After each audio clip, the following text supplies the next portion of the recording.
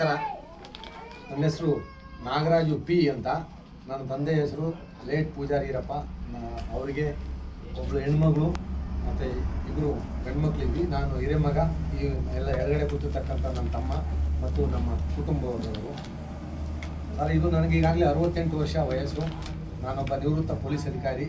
ನಾವು ಇದೇ ಏನು ಕೂತಿದ್ದೀರಲ್ಲ, ಇದೇ ಮನೆಯಲ್ಲಿ ಸಿರಾಕ್ ಹೋಗಿ ಡಿಗ್ರಿ ಕಾಲೇಜಲ್ಲಿ ವಿದ್ಯಾಭ್ಯಾಸ ಮಾಡಿದ್ದೀನಿ.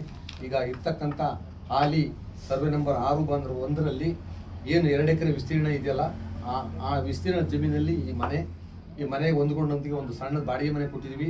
ಮತ್ತು ಈ ಸಿರಾ ಅಮರಾಪುರ ರಸ್ತೆಗೆ ಹೊಂದ್ಕೊಂಡಂತೆ ಒಂದು ಅನ್ನಪೂರ್ಣೇಶ್ವರ ರೈಸ್ ಮಿಲ್ಲು ಸಹ ನಮ್ಮ ತಂದೆಯವರದೇ. ಇದು ಪೂರಾ ಜಮೀನು ಒಟ್ಟು ಸರ್ವೆ ನಂಬರ್ 6ರಲ್ಲಿ 9 ಎಕರೆ 32 ಗುಂಟೆ ವಿಸ್ತೀರ್ಣದ ಜಮೀನು. ಈ ಜಮೀನನ್ನು ನನ್ನ ತಾತ ಈರಪ್ಪ ಬಿನ್ ಈರಪ್ಪ ಅನ್ನೋರು, ಅಂದರೆ ನಮ್ಮ ತಂದೆಯ ಅಪ್ಪ, 1927ನೇ ಸಾಲಲ್ಲಿ according to the taluk office original documents ಪ್ರಕಾರ RR 516ಅಲ್ಲಿ ಈ 9 ಎಕರೆ 32 ಗುಂಟೆ ಜಮೀನನ್ನು ನನ್ನ ತಾತ ಅವರು ಹಬೀಬುಲ್ಲಾ ಖಾನ್, ರಂಗಪ್ಪ ಮತ್ತು ಮಾಸ್ಟರು ಒಬ್ಬರು ಒಟ್ಟು 4 ಜನರಿಂದ ಶುದ್ಧ ಕ್ರಯದ ಮೂಲಕ ಖರೀದಿ ಮಾಡಿದ್ದಾರೆ. ತದನಂತರ 9 ಎಕರೆ 32 ಗುಂಟೆಗೆ ಸರ್ವೆ ನಂಬರ್ 6ರಲ್ಲಿ ಈರಪ್ಪ ಬಿನ್ ಈರಪ್ಪ ಅಂತ ಪಾಣಿನೂ ಸಹ ಬಂದಿದೆ. ಬಂದಾದಲೇ ನಮ್ಮ ತಾತವರು ನಮ್ಗಾಗಲೇ ಗೊತ್ತಿಲ್ಲ, ನಮ್ಮ ತಾತ ತೀರೋ ಟೈಮ್ನಲ್ಲಿ ನಮ್ಮ ತಂದೆಯವರಿಗೆ ಏನು ಸರ್ವೆ ನಂಬರ್ 6ರಲ್ಲಿ ಇರ್ತಕ್ಕಂಥ 9 ಎಕರೆ 32 ಗುಂಟೆ ಜಮೀನನ್ನ ಅವರು ನಮ್ಮ ಕಷ್ಟ ಸುಖ ನೋಡಿದ್ರು. ನಮ್ಮ ಎದುರುದಾರಿ ಪಾಣಿದಾರರು ಎಳೆಯಪ್ಪ, ಗುಡ್ಡಪ್ಪ, ನಾಗಣ್ಣನವರು ಅವರಿಗೆ ಕೊಡಪ್ಪ ಅಂತ ಹೇಳಿದ್ರಂತೆ. ಆದರೆ ನಮ್ಮ ತಂದೆಯವರು ನಮ್ಮ ತಾತ ಹೇಳಿದ ಮಾತನ್ನ ತುಂಬ ನಿಯತ್ರಿಂದ ನಮ್ಮ ತಾತ ಅವರಿಂದ ನಮ್ಮ ತಂದೆಗೆ ಬಂದಂಥ ಈ 9 ಎಕರೆ 32 ಗುಂಟೆ ಆಸ್ತಿ ಜಮೀನನ್ನು ಪಿತ್ರಾರ್ಜಿತವಾಗಿದ್ದರೂ ಸಹ ನಮ್ಮ ತಾಯಿ, ನಮ್ಮ ಅಕ್ಕ, ನಮ್ಮ ಅಣ್ಣ ತಮ್ಮಗಳು ನಮ್ಮ ಹೆಸರುಗಳನ್ನು ಯಾವುದೇ ನಮೂದೆ ಮಾಡದೆ, ಸಮ್ಮತಿ ಇಲ್ಲದೆ ವಂಶ ಪಾರಂಪರವಾಗಿ ಬಂದಂತಹ ಈ 9 ಎಕರೆ 32 ಗುಂಟೆ ಜಮೀನಲ್ಲಿ 1964ನೇ ಸಾಲಿನಲ್ಲಿ ಸಿರಾ ಸಬ್ ರಿಜಿಸ್ಟ್ರ್ ಕಚೇರಿಯಲ್ಲಿ 7 ಎಕರೆ 32 ಗುಂಟೆ ಜಮೀನನ್ನು ಶುದ್ಧ ಕ್ರಯಕ್ಕೆ ಇದೇ ನಮ್ಮ ಇವತ್ತೇನು ವಿವಾದ ಎಬ್ಬಿಸ್ತಕ್ಕಂಥ ಎಳೆಯಪ್ಪ, ಗುಡ್ಡಪ್ಪ, ನಾಗಣ್ಣ ಮತ್ತು ಈರಪ್ಪ, ಇವರೆಲ್ಲ ಎಳೆಯಪ್ಪನವ್ರ ಮಕ್ಕಳಂತೆ. ಇವರೆಲ್ಲ ತೀರೋಗಿದ್ದಾರೆ. ಈಗ ಅವ್ರ ಮಕ್ಕಳಿದ್ದಾರೆ. ಅವರಿಗೆ ಮಾರಾಟ ಮಾಡಿದರು. ಅವರು ಅವತ್ತಿಂದ ಇವತ್ತಿನವರೆಗೂ ಅವ್ರ ಜಮೀನಲ್ಲಿ ಅವ್ರ ಸ್ವಾಧೀನದಲ್ಲಿದ್ದಾರೆ. ನಾವು 9 ಎಕರೆ 32 ಗುಂಟೆಯಲ್ಲಿ 2 ಎಕರೆ ಉಳಿಸ್ಕೊಂಡಿದ್ವಲ್ಲ, ಆ 2 ಎಕರೆ ಉಳಿಸ್ಕೊಂಡ್ರೆ ಜಾಗದಲ್ಲಿ ಮನೆ ಮತ್ತು ಕುರಿರಪ್ಪ ಮನೆ ಮುಂದ್ಗಡೆ, ಮನೆ ಹಿಂಭಾಗದಲ್ಲಿ ಕುರಿ ದೊಡ್ಡಿ ಇದೆ. ಇದು ಇದೆ ಅನ್ನೋದಕ್ಕೆ ಊರಿನ ಎಲ್ಲ ಗ್ರಾಮಸ್ಥರು ಸಮೇತ ಇದು ಪೂಜಾರಿ ರತ್ನದ ಆಸ್ತಿನೇ, ಅವ್ರ ಸ್ವಂತ ಆಸ್ತಿನೇ ಅಂತ ಹೇಳ್ತಾರೆ. 7 ಎಕರೆನ ಮಾರಾಟ ಮಾಡಿದ್ದೀರಾ? 7 ಎಕರೆ 32 ಗುಂಟೆ ಜಮೀನನ್ನ ಮಾರಾಟ ಮಾಡಿದ್ದಾರೆ. ಈಗೇನು ಡಿಸ್ಪ್ಯೂಟ್ ಮಾಡಿ ವಿವಾದ ಮಾಡಿದಲ್ಲ, ಅವರಿಗೆ ಮಾರಾಟ ಮಾಡಿದ್ದಾರೆ. ಮಾರಾಟ ಮಾಡಿ ಸಂದರ್ಭದಲ್ಲಿ ನಮ್ಮ ತಂದೆಯವರು ಅದಕ್ಕೆ ಮಾರಾಟ ಮಾಡಿ ಜಾಗ ಚೆಕ್ ಮಂದಿನೇ ಸಮೇತ ಆಗಿಲ್ಲ ಮತ್ತು ಪಿತ್ರಾಜಿ ಸ್ವತ್ತು ಅಂತಲೂ ಸಹ ಹೇಳಿಲ್ಲ.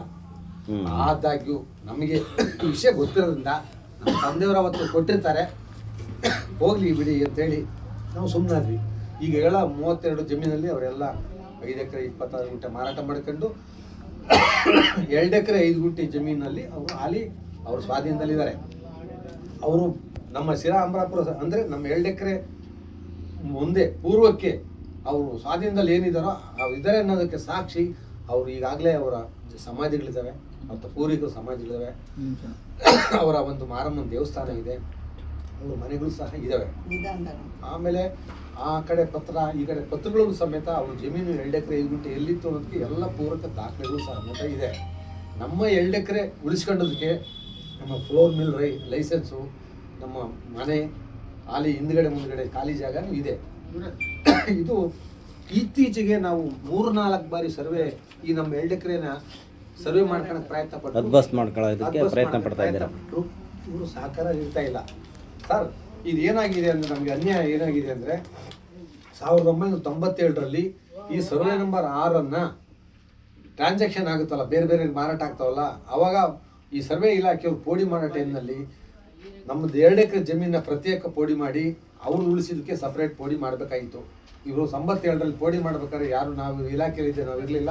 ಇವರೇನು ಮಾಡಿದರೆ, ನಾವು 9 ಎಕರೆ 32 ಗುಂಟೆ ಜಮೀನಲ್ಲಿ 732 ಕೊಟ್ಟು ಇನ್ನು 2 ಎಕರೆ ಜಮೀನು ನಮ್ಮ ಮನೆ ಮತ್ತು ಇತ್ಯಾದಿಗೋಸ್ಕರ ಏನು ಉಳಿಸ್ಕೊಂಡಿದ್ವೋ ಆ ಜಾಗನ ತಗೊಂಡೋಗಿ ಕೋಡಿ ಮಾಡೋ ಮೇಲೆ 6/1 ಸೇರ್ಸ್ಬಿಟ್ಟಿದ್ದಾರೆ. ಇಷ್ಟೇ ಜಂಟಿ ಮಾಡಿಬಿಟ್ರೆ ನಾವು ಜಂಟಿ ಮಾಡಿದಾಗಲೂ ಸಮೇತ ಈ ಸುಮಾರು ವರ್ಷಗಳು ಆದರೂ ಸಮೇತ ಎಲ್ಲರಿಗೂ ಗೊತ್ತಿತ್ತಲ್ಲ ವಿಷಯ. ಇವತ್ತಲ್ಲ ನಾಳೆ ಮಾಡ್ಕೊಂತೀವಿ ಕೊಡ್ತೀವಿ ಅಂತ ಅವರು ಹೇಳ್ತಿದ್ರು, ನಾವು ಹೇಳ್ತಿದ್ವು. ಈಗ ಏನಾಗಿದೆ ಅಂದರೆ ಈ ರಸ್ತೆ ಕಟ್ತಕ್ಕಂಥ ಜಾಗ ತುಂಬ ವ್ಯಾಲ್ಯೂ ಜಾಸ್ತಿ ಆಗಿರೋದ್ರಿಂದ ಸರ್ವೆಗೆ ನಾವು ದುಡ್ಡು ಕಟ್ಟಿ ಸರ್ವೇಯರ್ ನಮ್ದು 2 ಎಕರೆ ಮಾಡಿಕೊಡಿ ಸ್ವಾಧೀನ ಅಂತ ಎಲ್ಲ ತೋರಿಸಿದ್ರು ಆ ಸ್ವಾಧೀನ ಅನುಭವ ಇರ್ತಕ್ಕಂಥ 2 ಎಕರೆ ಜಮೀನು ಸರ್ವೆ ಮಾಡಕ್ಕೆ ಹೋದಾಗ ಈ ಹಿಂದೆನೂ ಸಹ ಅಡ್ಡಿಪಡಿಸಿದ್ರು. ಇವತ್ತು ಸಹ ಸರ್ವೆ ಇಲಾಖೆಯವರು ದುಡ್ಡು ಕಟ್ಟಿದ್ದು ಬಂದು ಸರ್ವೆ ಮಾಡಕ್ಕೆ ಹೋದಾಗ ಈಗ ನಮ್ಮದೇ ಜಮೀನು ಪೂರನು ನಮ್ಮದೇ ಮೋಸ ಮಾಡಿ ಬಳಸ್ಕೊಂಡಿದ್ದಾರೆ ಅಂತೇಳಿ ಸುಮ್ಮನೆ ಸುಳ್ಳು ಆಪಾದನೆ ಮಾಡ್ತಾ ಇದ್ದಾರೆ. ಅಲ್ಲ, ನೀವು ಪೋಡಿಗೆ ಹಾಕಿದಾಗ ಚೆಕ್ ಬಂದಿ ಇವರು ಸರ್ವೆ ಅವರು ಚೆಕ್ ಬಂದಿನ ಸರಿಯಾದ ರೀತಿಯಲ್ಲಿ ತೋರಿಸಿಲ್ಲ ಅನ್ನೋ ಒಂದು ಮಾತಾಡ್ತಾ ಇದ್ದೀರಾ. ನಾನು ಹೇಳ್ತಾ ಇದ್ದೀನಿ, ಸರ್ವೆ ನಂಬರ್ 6/1, 6/2, 6/3 ಅಂತ ಮಾಡಿದ ತಮ್ಮನಲ್ಲಿ 6/1 ಅಥವಾ ಎ ಅಂತ ಹೇಳಿ ನಮ್ದು 2 ಎಕರೆ ಸಪರೇಟ್ ಮಾಡಿದ್ರೆ ಈ ಸಮಸ್ಯೆ ಉದ್ಭವ ಆಗ್ತಿರಲ್ಲ.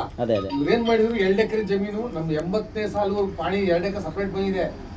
97ರಲ್ಲಿ ಯಾವಾಗ ಪೋಡಿ ಆಯ್ತೋ ಅದಕ್ಕೆ ಜಂಟಿ ಆಗ್ಬಿಡ್ತು. ಈಗ ಅವರು ಕ್ರಯದಾರರು, ನಾವು ಪಿತ್ತಾಜ್ ಸುತ್ತರು. ನಾವು ಈ 3 ವರ್ಷದಿಂದ ಮನೆ ಕಟ್ಟ ಅನುಭವ ನಮಗೆ ಆದ್ಯತೆ ಕೊಡ್ತೈತೋ ನ್ಯಾಯಾಲಯ ಅಥವಾ ಇವರು ಅವ್ರಿಗೆ ಕೊಡ್ತಾರೆ, ಕ್ರಯದಾರಿಗೆ ಕೊಡ್ತಾರೋ. ಕ್ರಯದಾರರಿಗೆ ಪಿತ್ರಾಜ್ ಸ್ವತ್ತು ನಮ್ಮ ತಂದೆ ಮಾಡೋಕೆ ಅಧಿಕಾರ ಇಲ್ಲ, ಅದು ನಾವು ಪ್ರಶ್ನೆ ಮಾಡಿಲ್ಲ. ಅವ್ರು ಚೆಕ್ ಬಂದಿ ಇಲ್ಲ, ಅದು ನಾವು ಪ್ರಶ್ನೆ ಮಾಡ್ತಾ ಇಲ್ಲ. ಅವ್ರು 2 ಎಕರೆ 5 ಗುಂಟೆಲ್ಲ ಸಮಾಧಿ ಹುಣಸೆ ಮರ ಏನಿದೆಯೋ ನೀವು ತಗೊಳ್ಳಿ ಅಂತೇಳಿ ಅದನ್ನು ಸಮೇತನೂ ಇದು ಮಾಡ್ತಾ ಇಲ್ಲ.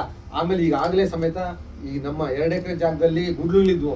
ಆ ಗುಡ್ಲುಗಳಿಗೆಲ್ಲ ಮೇಲ್ ಮನೆ ಕಟ್ಕೊಂಡ್ರು, ದೇವಸ್ಥಾನ ಮಾಡ್ಕೊಂಡವ್ರೆ, ಕುರಿ ದುಡ್ಡಿ ಹಾಕೊಂಡಿದ್ದಾರೆ. ಅದು ಒಂದು 8 ಗುಂಟೆ ಒತ್ತುವರಿ ನಮ್ಮ 2 ಎಕರೆಲ್ಲಿ ಆಗ್ಬಿಟ್ಟಿದೆ. ಅದು ಸಮೇತ 4 ಜನ ಕೂತ್ಕೊಂಡಾಗ ಸರ್ವೆ ಮಾಡಿದಾಗ ನನ್ನ 2 ಎಕರೆಲ್ಲಿ ಬೇಕಾದ್ರೆ ಅದನ್ನು ನಿಮಗೆ ಕೊಡ್ತೀನಿ ಅಂತ ಹೇಳಿದ್ರು ಸಮೇತ ಇವರು ವಿನಾಕಾರಣ ಯಾವುದು ಮೂಲ ದಾಖಲೆಗಳಿದ್ರು ಬಂದವರಿಗೆ ಅದು ಮೂಲನೇ ನಮ್ದು ಜಮೀನು ಅಂತನ ಹೇಳೋದ್ರ ಬದಲು 4 ಜನ ಕೂತ್ಕೊಂಡು ತೀರ್ಮಾನ ಮಾಡಬೇಕು ಅಥವಾ ನ್ಯಾಯಾಲಯಕ್ಕೆ ಹೋಗ್ಬೇಕು. ನಾವು ಪಿತ್ರಾಯ್ತು ಅನುಭವಿಸ್ತು ನಾವ್ಯಾಕೆ ನ್ಯಾಯಾಲಯಕ್ಕೆ ಹೋಗ್ಬೇಕು ಅಂತ ನನ್ನ ಪ್ರಶ್ನೆ. ನಮ್ಮ ಎಲ್ಲ ದಾಖಲೆಗಳು ಇದ್ರು ಇವ್ರು ಹೋಗ್ಬೇಕು ನ್ಯಾಯಾಲಯಕ್ಕೆ. ನಮ್ಗೆ ಅನ್ಯಾಯ ಆಗ್ತಾ ಇದೆ, ನಮ್ಮ ಜಾಗ ನಮ್ಮದು, ಪೂರ ನಮ್ಮದೇ, ಇವ್ರು ಮೋಸ ಮಾಡಿ ಬರ್ಸ್ಕೊಂಡಿದೆ ಅಂತ ಹೇಳ್ತಾರಲ್ಲ, ದಾಖಲೆನೂ ತೋರಿಸಲ್ಲ. ಈ ಸರ್ವೇಯರ್ ಬಂದಾಗ ಅವ್ರಿಗೂ ತೋರಿಸಿಲ್ಲ, ನಮಗೂ ತೋರಿಸಿಲ್ಲ, ಯಾರಿಗೂ ಕೇಳಲ್ಲ. ನಿಮ್ಮ ಹತ್ರ ಮೂಲ ದಾಖಲೆಗಳಿದೆ, ಪೂರ ಮೊನ್ನೆ ದಾಖಲೆ ಪಿತ್ರಾರ್ಜಿತ ಆಸ್ತಿ ಅನ್ನೋದಕ್ಕೆ ಮೂಲ ದಾಖಲೆಗಳಿದೆ. RR506 ಮೂಲ ದಾಖಲೆ ಇದೆ. ಪಾಣಿ ಇದೆ, 9 ಎಕರೆ 32 ಪಾಣಿ ಇದೆ. 64ನೇ ಇಸ್ವಿಲಿ ಇವ್ರು ಕ್ರೈಕ್ ಮಾಡಿರ್ತಕ್ಕಂಥ ಕರಿಪತ್ರದ ನಕಲು ಇದೆ.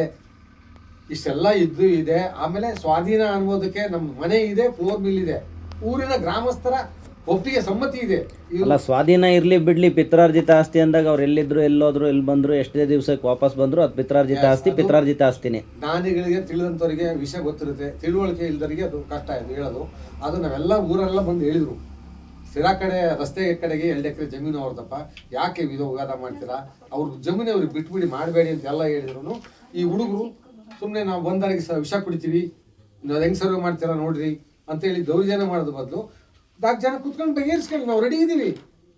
ಇವತ್ತು ಸಮೇತ ನೀವು ಟಿವಿ ಮಾಧ್ಯಮದಲ್ಲಿ ಬಂದಿದ್ದೀರಾ, ಕರ್ಸಿ ಸರ್, ಅವರು ದಾಖಲೆ ನೋಡಿ ಸರ್, ನಾನು ದಾಖಲೆ ತಂದಿದ್ದೀನಿ, ನಾನು ತೋರಿಸ್ತೀನಿ, ನಮಗೆ ನ್ಯಾಯ ಕೊಡಿ. ನಾವು ಯಾರು ಹೇಳಿದ್ರು ಕೇಳೋಕೆ ರೆಡಿ ಇದ್ದೀವಿ. ಯಾಕೆಂದರೆ ಅವರು ನಾನು ಪೊಲೀಸ್ ಇಲಾಖೆಯಲ್ಲಿದ್ದು ದೌರ್ಜನ್ಯ ನಾನು ಖಂಡಿತ ಮಾಡಲ್ಲ. ಯಾಕೆಂದರೆ ಅವರು ನಮಗೆ ಸಂಬಂಧ ಏನೋ ಒಬ್ಬ ಹೆಣ್ಣು ಕೊಟ್ಟು ತಗೊಂಡು ಬಂದವ್ರೆ, ಅವ್ರಿಗೆ ಅನ್ಯಾಯ ಮಾಡೋಕ್ಕೆ ರೆಡಿ ಇಲ್ಲ. ನಮ್ಮ ಜಮೀನು ನಮಗೆ ಬಿಟ್ಕೊಡೋಕ್ಕೆ ನಾವು ಕೇಳಿದರೆ ಇವರು ವಿನಾಕಾರಣವಾಗಿ ಅಡ್ಡಿಪಡಿಸೋದು ಮಾಡಿಕೊಂಡ್ರು. ಕೋರ್ಟ್ಗೆ ಹೋದ್ರಿ 7-8 ವರ್ಷಗಟ್ಟಲೆ. ಯಾಕೆ ಸರ್ ಅದು ಆಗಬೇಕು?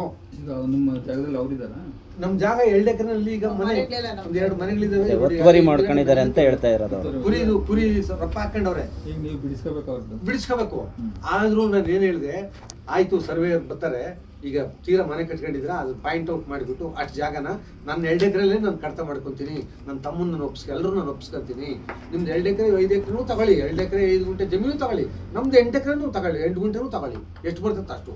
ಇಷ್ಟೆಲ್ಲ ಹೇಳಿದ್ರು ಇವ್ರು ಕನ್ವಿನ್ಸ್ ಆಗಲ್ಲ ಅಂದ್ರೆ ಸರ್ ಯಾವ ರೀತಿ ನ್ಯಾಯ ನಮಗೆ? ಈ ರೋಡ್ ಇಲ್ಲ, ಈ ರೋಡ್ ಕಟ್ಕೊಂಡಿರೋ ಮನೆ ಬಿಟ್ಕೊಡ್ತೀನಿ ಅಂತ ನಮ್ಮ ಮನೆ ರಸ್ತೆ ಕೊಡ್ತೀನಿ ಓಡಾಡಕ್ಕೆ, ನಮ್ಮ ಜಾಗದಾಗೆ ಮನೆ ಕಟ್ಕೊಂಡಿದ್ದಾರೆ. ಬರ್ತಾರಂತ ಇಲ್ಲ ಬಂದಿದ್ದಾರೆ, ಅವ್ರಿಗೆ ಅಡ್ಡಿ ಪಡಿಸ್ತಾವ್ರೆ.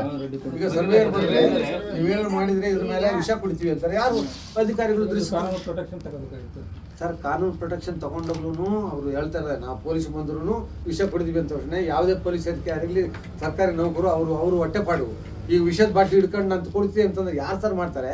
ಈಗ 5-6 ಮನೆ ನಮ್ಮ ಜಾಗದಾಗೆ ಕಟ್ಟಿರೋದು, ಈ ಜಾಗನೂ ನಮ್ದು ಅಡ್ಡಾಡಕ್ಕೆ. ಲೈಸೆನ್ಸ್ ಸರ್ವೇಯರು EDLR ಆಫೀಸಿಂದ ಬಂದಿದ್ದೀವಿ.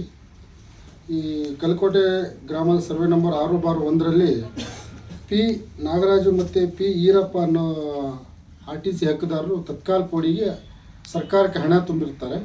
ಅದರ ಪ್ರಕಾರ ನಮಗೆ ಕಂಪ್ಯೂಟ್ರಲ್ಲಿ ಆನ್ಲೈನಲ್ಲಿ ನಮಗೆ ಅರ್ಜಿ ಬಂದಿದೆ. ನಾವು ಅದ್ರ ಪ್ರಕಾರ ಒಂದು ವಾರ ಮುಂಚಿತವಾಗಿ ರಿಜಿಸ್ಟರ್ ಪೋಸ್ಟ್ ಮುಖಾಂತರ ನೋಟಿಸ್ ಮಾಡಿ ಯಾರಿಗೆ ಅರ್ಜಿದಾರರಿಗೆ ಮತ್ತು RTC ಉಳಿಕೆ ಹಕ್ಕುದಾರರಾದ ಜಯಮ್ಮ, ಎನ್ ಈರಣ್ಣ, ನಾಗರಾಜು, ನಾಗರಾಜಪ್ಪ, ನಾಗೇಂದ್ರಪ್ಪ, ಈರಪ್ಪ, ದಾವೇರಮ್ಮ, ಈರಪ್ಪ ಇವ್ರಿಗಿಷ್ಟು ಜನಕ್ಕೂ ರಿಜಿಸ್ಟರ್ ಪೋಸ್ಟ್ ಮುಖಾಂತರ ನಾವು ನೋಟಿಸ್ ಕಳಿಸಿ ಅಳತೆ ದಿನಾಂಕ 7 ದಿನ ಮುಂಚಿತವಾಗಿ ದಿನಾಂಕ 2/2/2026 ಅಳತೆ ಮಾಡಲಿಕ್ಕೆ ನೋಟಿಸ್ ಮುಗಿಸಿ ಕೊಟ್ಟು ಇವತ್ತು ಅಳತೆ ಬಂದಿದ್ದೀವಿ. ಅಳತೆ ಮಾಡೋ ಸಮಯದಲ್ಲಿ ಉಳಿಕೆ RTC ಹಕ್ಕುದಾರರು ಆದಂಥ ಇವರು ಅಳತೆ ಮಾಡೋಕ್ಕೆ ನಾವು ಅವಕಾಶ ಕೊಡೋದಿಲ್ಲ. ಅಳತೆ ಏನಾದರೂ ಮಾಡಿದ್ರೆ ನಾವು ವಿಷ ಕುಡಿಬೇಕಾಗುತ್ತೆ. ನಾವು ಕೋರ್ಟ್ ಮುಖಾಂತರ ನಾವು ಇದು ಮಾಡ್ಕೊತೀವಿ, ತೀರ್ಮಾನ ಮಾಡ್ಕೊಂಡು ನಾವು ಮುಂದಿನ ಇದು ಮಾಡ್ಕೊತೀವಿ ಅಂತ ಹೇಳಿದ್ರು. ಅದೇ ಥರ ಅವ್ರು ಹೇಳಿಕೆ ಕೊಟ್ಟಿದ್ದಾರೆ. ಮತ್ತು ಅರ್ಜಿದಾರರು ಸಹ ನಮ್ಮದು ಅಳತೆ ಮಾಡಿ ನಮಗೆ ತೊಂದರೆ ಆಗ್ತಾಯಿದೆ ಅಂತ ಹೇಳ್ಬಿಟ್ಟು ಇವರು ಹೇಳಿಕೆ ಕೊಟ್ಟಿದ್ದಾರೆ. ಎರಡನ್ನೂ ನಾವು ತಗೊಂಡೋಗಿ ಕಚೇರಿ ADLR ಸಾಹೇಬ್ ಕಚೇರಿಗೆ ಮುಟ್ಟಿಸ್ತೀವಿ. ಮುಂದಿನ ಕಾರ್ಯಗಳು ಅವ್ರು ಮಾಡ್ಕೊಬೋದು. ನಮ್ಮ ಕೆಲಸ ನಾವು ಮಾಡ್ತೀವಿ.